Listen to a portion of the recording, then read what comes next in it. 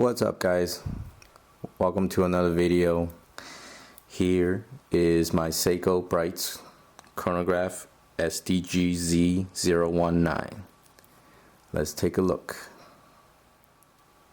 Here you can see this is a chronograph, and in fact, a little history. Seiko Brightz has been discontinued for quite a few years now, and this particular model, I believe, was Japan only, as I purchased it from a seller in Japan.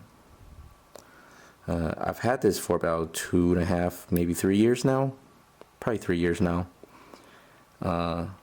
It has a beautiful, well-balanced 369 chronograph layout with the 8R48 movement.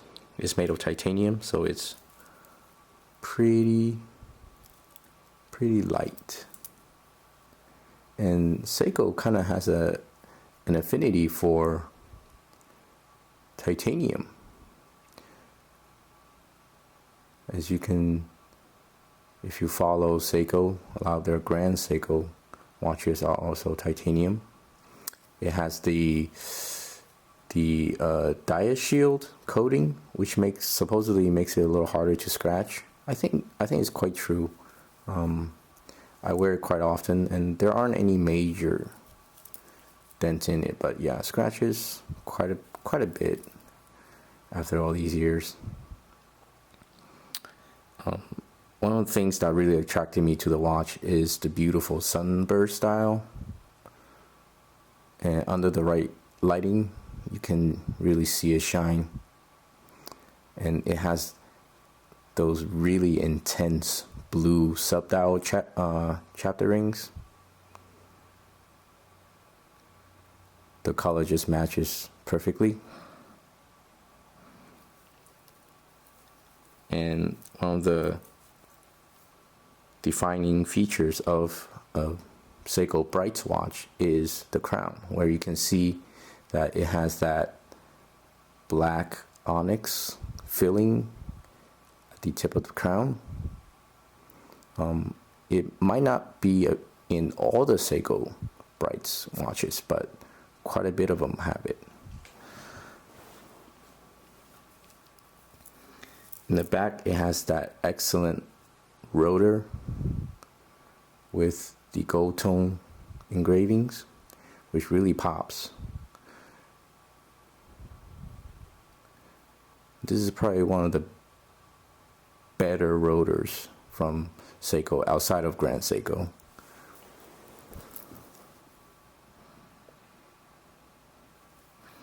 Now let's show it to you on my wrists. And I gained quite a bit of weight, so it fits a little snug compared to 3 years ago. And after my cross-country move, I actually lost a box with the extra links. So if I gain any more weight, I'm gonna have to buy some extra links. Let's see the chronograph in action.